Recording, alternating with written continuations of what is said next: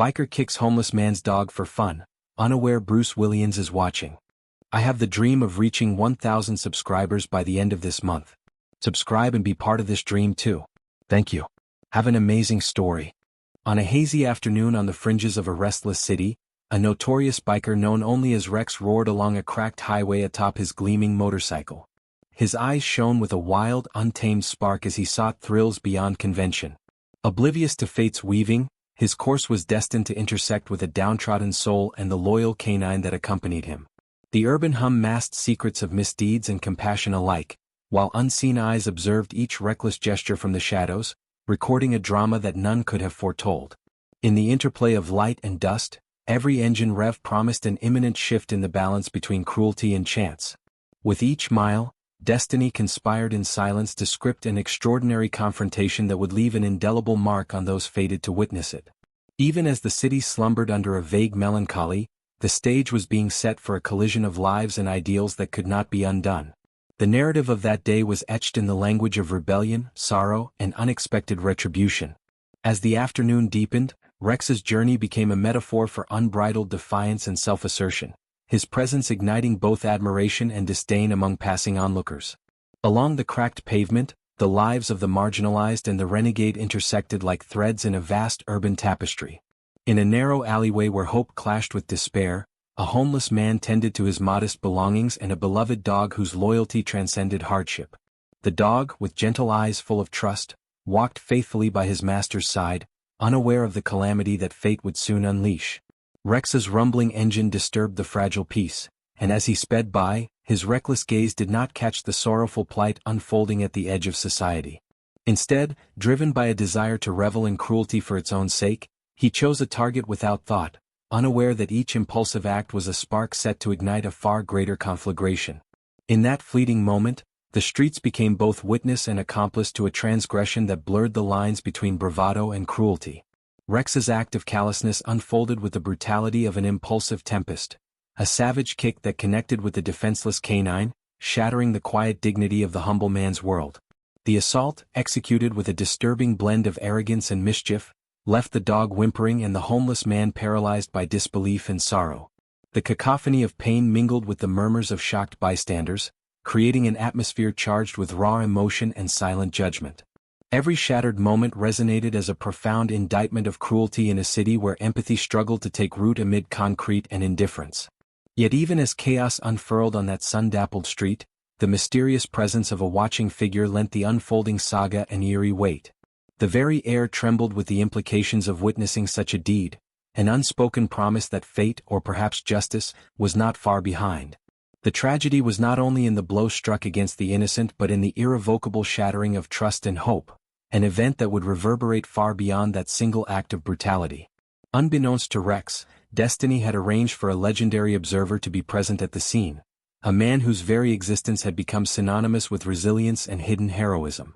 Bruce Willis, incognito yet unerringly perceptive, had found himself in the midst of the unfolding chaos, his watchful eyes noting every detail with a mix of indignation and resolve. The mere presence of this iconic figure added an unexpected gravity to the event, as if the universe itself had conspired to bring together disparate worlds in a moment of reckoning. In that instance, the boundaries between the extraordinary and the everyday blurred, forging a connection between cinematic myth and harsh reality. As the seconds ticked by, an unspoken promise of retribution and redemption seemed to hover in the air, silently declaring that the misdeeds of the moment would not go unchallenged. Amid the swirl of confusion and pain, a subtle shift began to stir, a transformation in the eyes of the watchers that hinted at an imminent reckoning for cruelty, a reckoning that would soon claim its due in the most unexpected of ways. Chapter 2. The city's pulse quickened in the wake of the incident as whispers of injustice spread like wildfire across cracked sidewalks and neon-lit corners. Rex, still intoxicated by his own aggression, failed to register the ripples of outrage emanating from every street and shadow. Meanwhile, the homeless man cradled his injured companion with trembling hands, his heart torn between despair and the sliver of hope that kindness might yet prevail. In that tense atmosphere, every soul present became an unwitting chronicler of a narrative that transcended the ordinary boundaries of day-to-day existence. The urban panorama, replete with murmurings of empathy and the rustle of shifting alliances, bore silent testimony to the fact that even in the harsh glare of cruelty, the seeds of retribution were sown. With every echoed footstep and every quiet gasp, the city composed an elegy to the fallen trust and unbridled injustice that had disrupted its fragile equilibrium. In the interplay of shadow and light, a quiet revolution was kindling, one that promised to reshape the very fabric of a society grown weary of cruelty and indifference. Each heartbeat became a metronome counting down to the inevitable moment when reckoning would come. As the news of the brutal act reverberated through the urban sprawl, unseen networks of compassion began to mobilize in response. Neighbors, strangers, and even those once indifferent found themselves compelled to act, their silent voices rising in a chorus against injustice. In the underbelly of the metropolis, where hope often battled despair, the incident sparked a transformative energy that threatened to upend the established order. Community members banded together, pooling their strengths and resources in the hope of mending the tears in the city's social fabric. Their determination was quiet but unyielding, as if each person understood that even the smallest spark of solidarity could kindle a blaze of change. At the same time, a ripple of discontent began to stir among those who had long reveled in chaos and cruelty, sensing that their reign might soon be challenged by an unexpected force.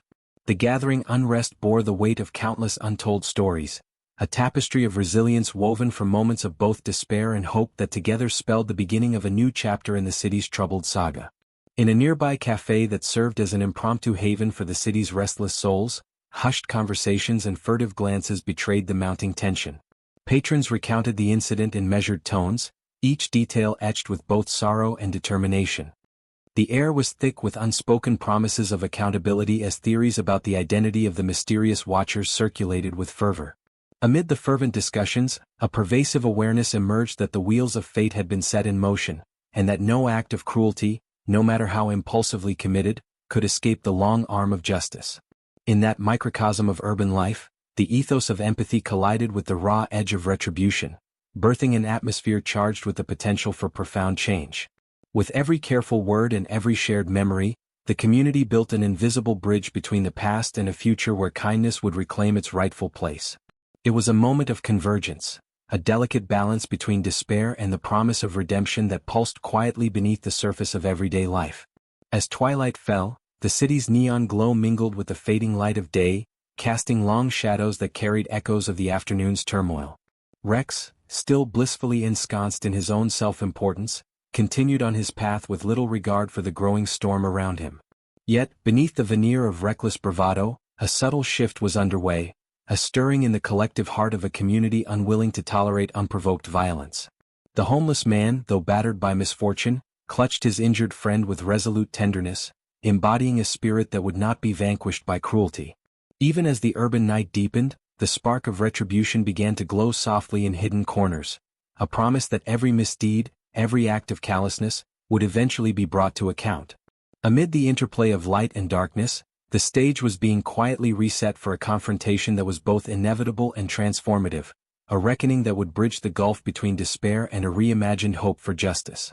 Unbeknownst to the perpetrators of cruelty, the watchful eyes of a legend had not wavered for a moment. Bruce Willis, whose unassuming presence had lent an air of mystique to the day's unfolding drama, now quietly maneuvered through the shifting shadows with a determined calm.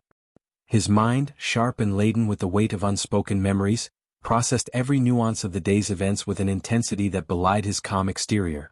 In the dim light of approaching night, his internal resolve solidified into a commitment to intervene, to ensure that the scales of justice would not be forever tipped in favor of cruelty. There was a quiet power in his gaze, a promise that the time for reckoning was near and that no act of heartlessness would go unanswered.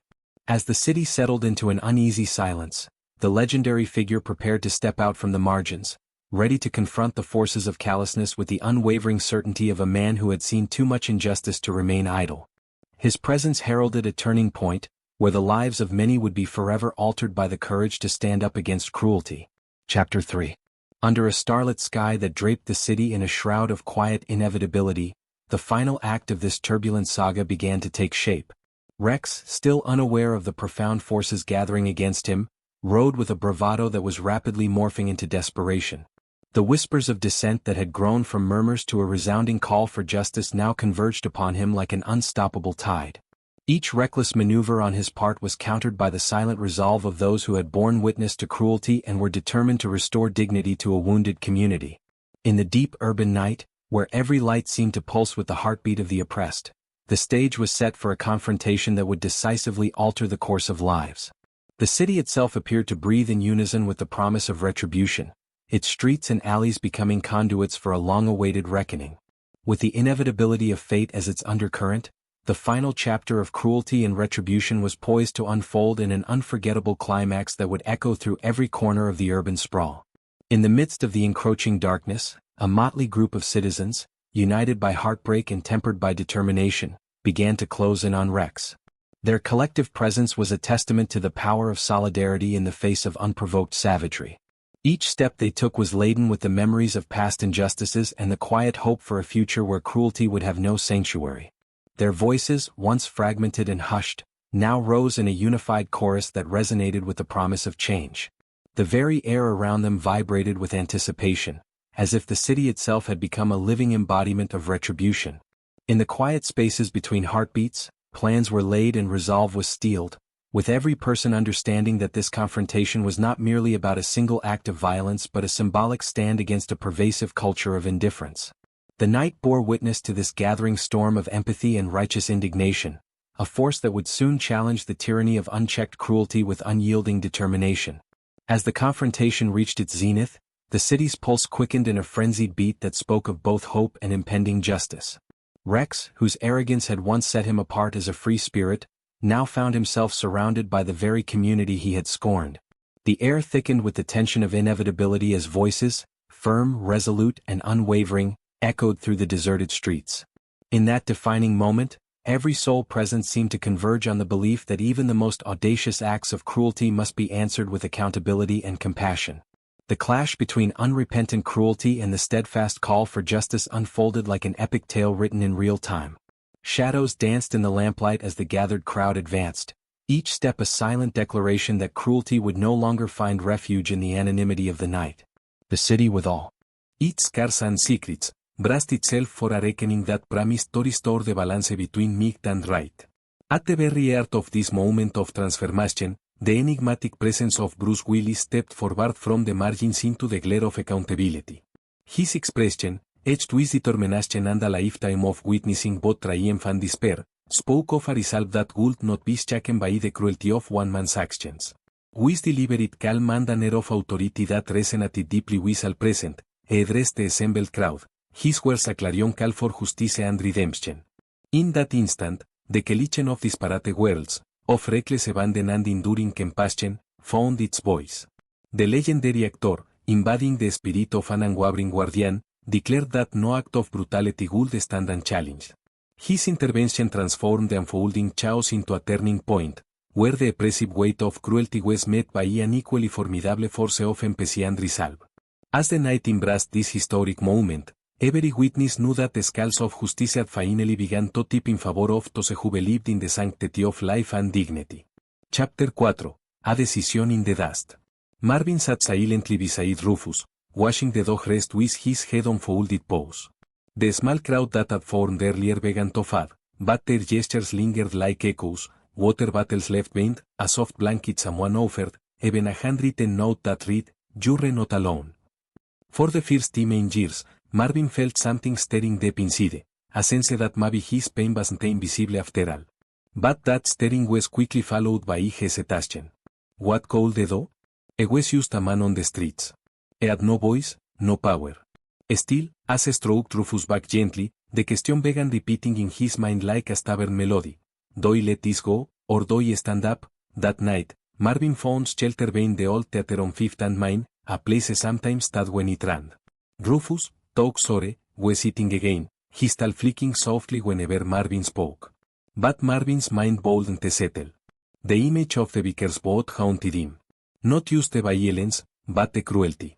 How effortless it had been for someone to hate without reason. It made Marvin think of all the times people had looked through him, walked past him like he was part of the sidewalk.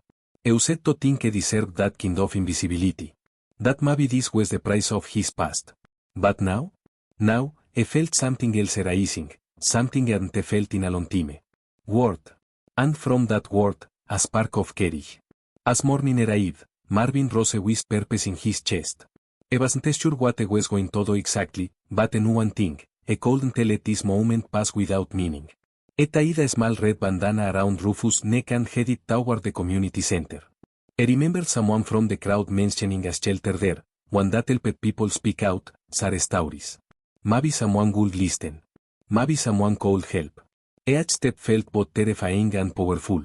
People stared, as usual, but Marvin held his head a little eager now. He wasn't just walking for himself anymore. He was walking for every voiceless soul who'd ever been knocked down and told to stay there. And he was walking for Rufus.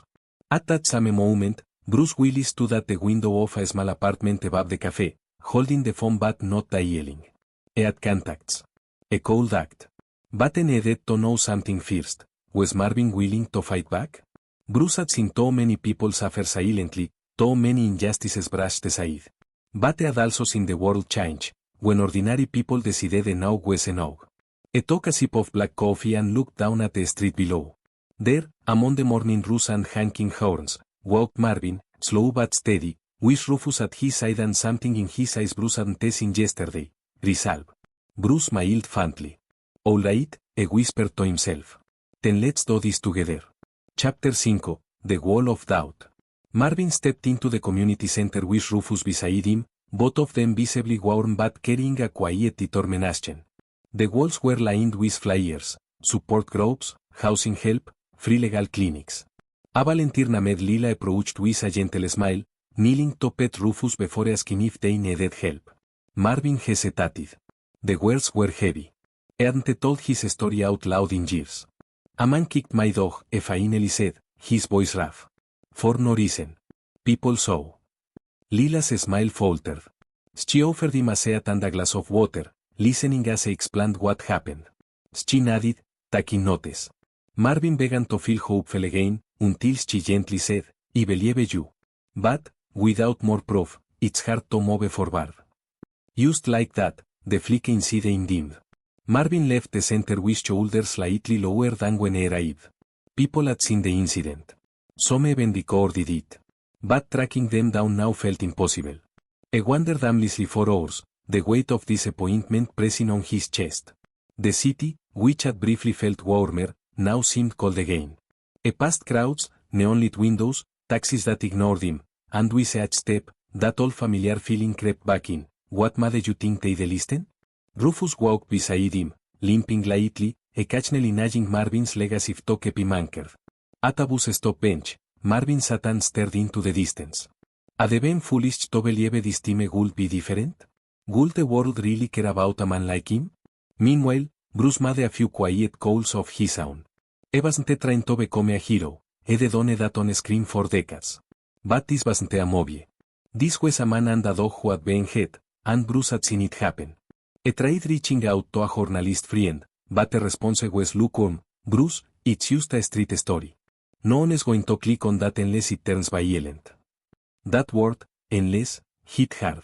Bruce sank the man up, frustrated. Fame didn't always translate into influence where it mattered. But it wasn't done yet. He knew that the strength of a story didn't lie in the spectacle, it lay in the truth. And Marvin's truth deserved to be heard. Bruce used to find the right way to amplify it.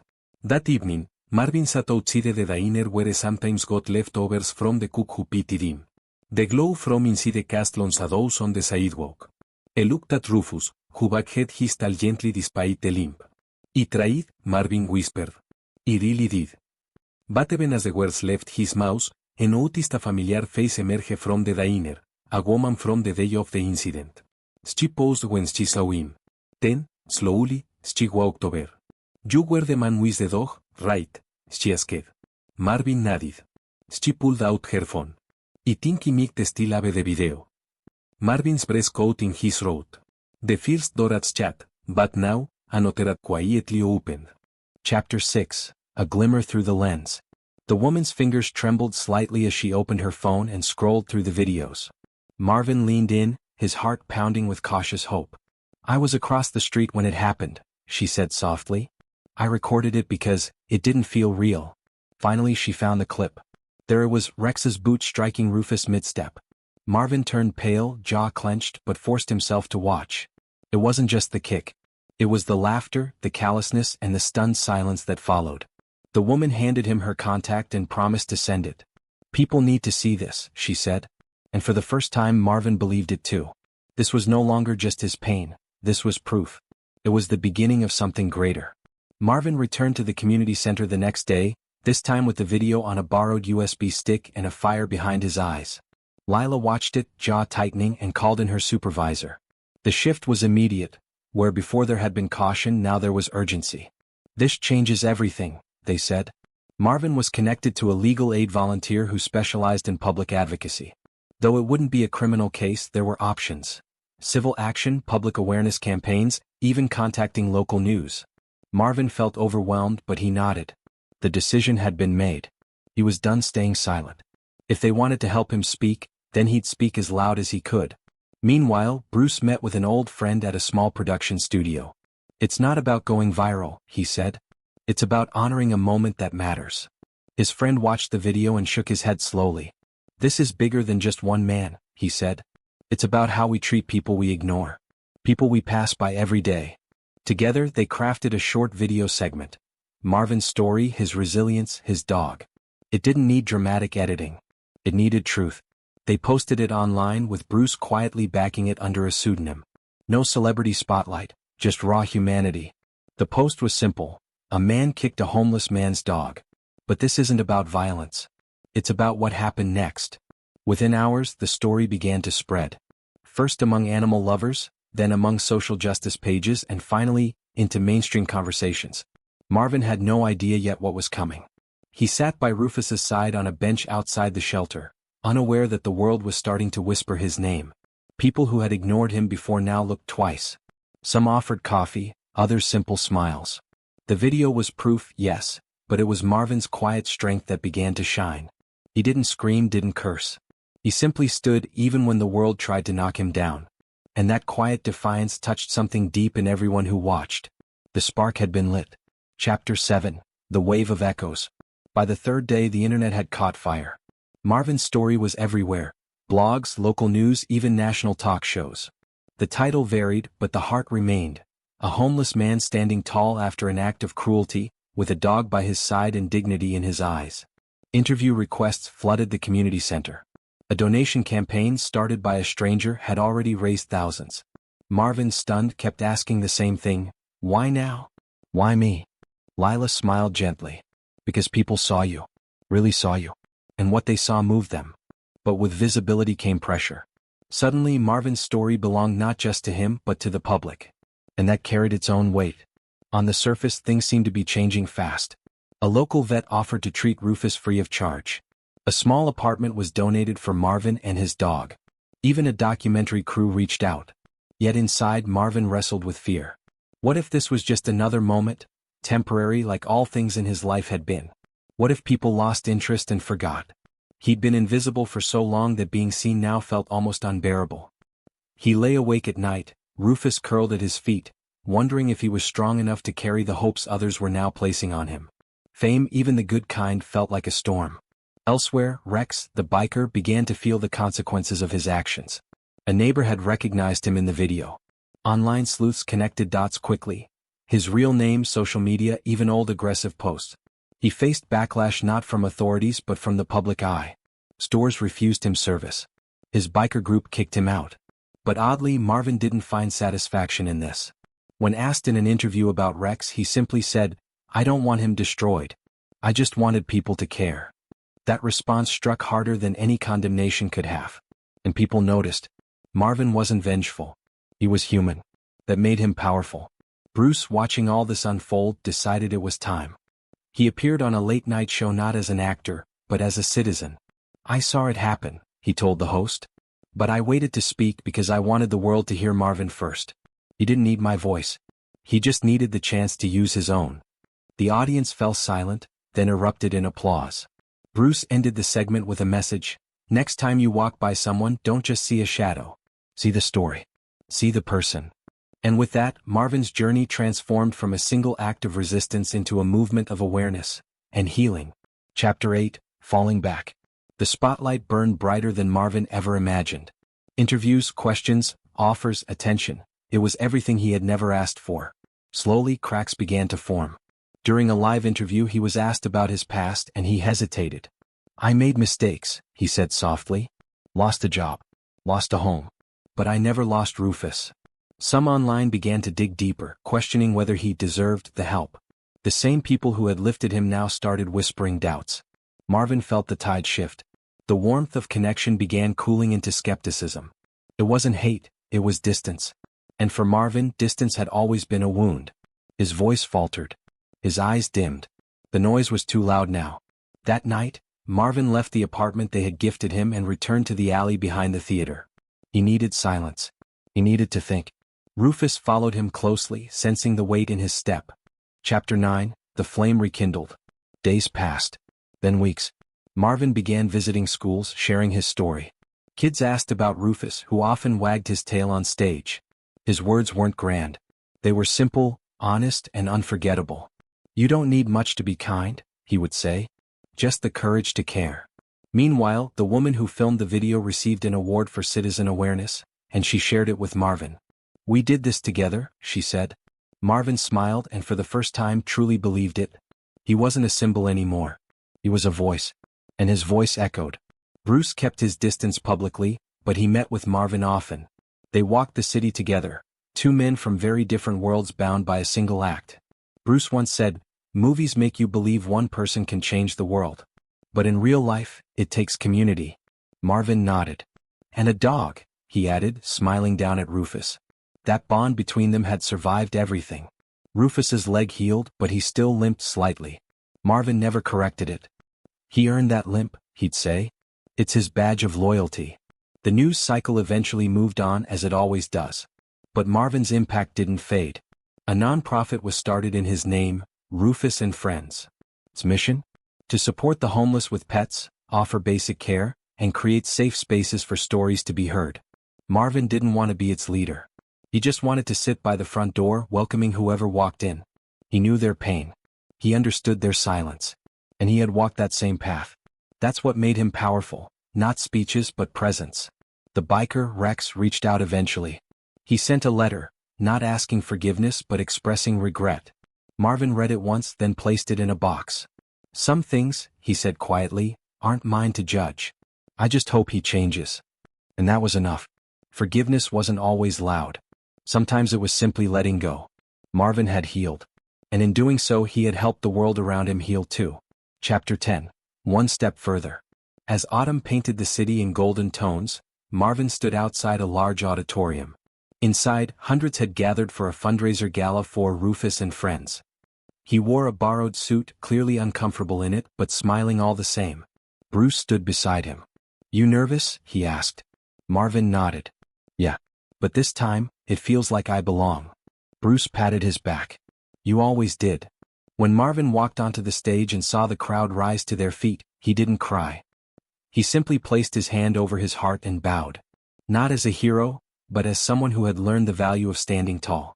The speech was short. "This isn't about me," Marvin said. "It's about every person who thought their story didn't matter. I'm just here to remind you that it does." The audience erupted. Donations poured in. Rufus, sitting proudly in the front row, let out a small bark that made everyone laugh. That night the city felt smaller, warmer, more connected. And Marvin, once a forgotten face in the shadows, had become a symbol not of fame but of resilience. Later, back at the apartment, Marvin took off his jacket and sat with Rufus at the window. "We did it," he whispered. The dog rested his head on Marvin's lap. Outside, people still rushed, lights still blinked, horns still blared, but inside there was peace.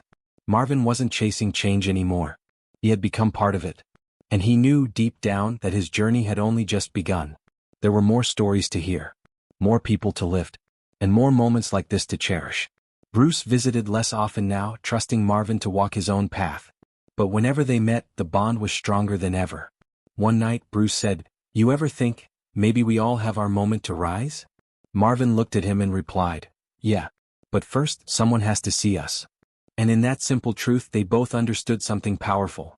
Sometimes seeing someone, truly seeing them, is the greatest act of all. Chapter 11. The Day Everything Changed. Months later, a new video went viral. A teenager kicked a stray dog in another city, laughing just like Rex had. But this time the reaction was immediate. People stepped in. A man shouted, another recorded. The boy was stopped. The dog was helped. And in the comments under the video, one message kept repeating, "Be like Marvin. Protect the voiceless." That was the legacy. Not the fame. Not the interviews. But the echo of one man's courage shaping the way people acted. The world hadn't changed overnight. But it had begun to learn. Marvin watched the clip quietly from his phone, sitting in the community center with a cup of tea. He didn't smile. He didn't cry. He simply nodded. "Good," he said. "They're watching now." Around him, volunteers buzzed. New people came in daily, some needing help, others offering it. And Marvin was always there. Not as a leader but as a constant. A reminder that love, once ignored, could become a force. Rufus sat near the door, tail wagging. The old pup had become a mascot of hope. One afternoon, a boy came in clutching a puppy with broken ribs. He was scared, crying. "I didn't know where else to go," he said. Marvin knelt and looked him in the eyes. "You came to the right place." He took the pup gently, wrapped it in a blanket, and sat with the boy until he stopped crying. That night, as Marvin closed the center, he realized something. This wasn't about healing wounds anymore. It was about preventing them. That's what all of this had built. As the city slept, Marvin and Rufus walked home beneath the streetlights. The wind was cold, but the warmth in his chest was real. He remembered that first day, the kick, the pain, the silence. And now, all of it seemed distant, like a shadow behind a sunrise. Marvin had chosen to speak. The world had chosen to listen. And from that choice, lives were changing. Chapter 12, A Name Remembered. Years later, a mural appeared downtown. It showed a man in a worn coat kneeling beside a dog, one hand extended outward. Above them, painted in bright letters, "Kindness isn't weakness. It's power." Beneath it, in smaller print, "In honor of Marvin and Rufus." People took photos. Children asked who they were. And stories began to bloom. Not just of one event, but of a movement that had started with a single act of compassion. Marvin never saw himself as a hero. He still lived simply. Still helped at the shelter. Still walked slowly, hand in fur, heart open. But when asked about the mural, he said, "It's not about remembering me. It's about remembering what we're capable of." And people listened. Because in a world of noise, Marvin had taught them the value of quiet strength. Of standing up. Of never walking past pain without stopping. Rufus passed peacefully one winter morning, curled beside Marvin as the snow fell. It broke his heart, but didn't shatter him. Because Rufus had left the world better than he found it. Just like Marvin. And as he buried his friend beneath an oak tree, he whispered, "Thank you for walking with me. You showed me how to be seen." And in the end, Marvin stood not as a victim, but as a symbol. A reminder that even those cast aside have the power to rise. That kindness, once chosen, can echo forever. And that sometimes the greatest stories begin not with a roar, but with a whisper, a tail wag, and someone brave enough to say, "Enough."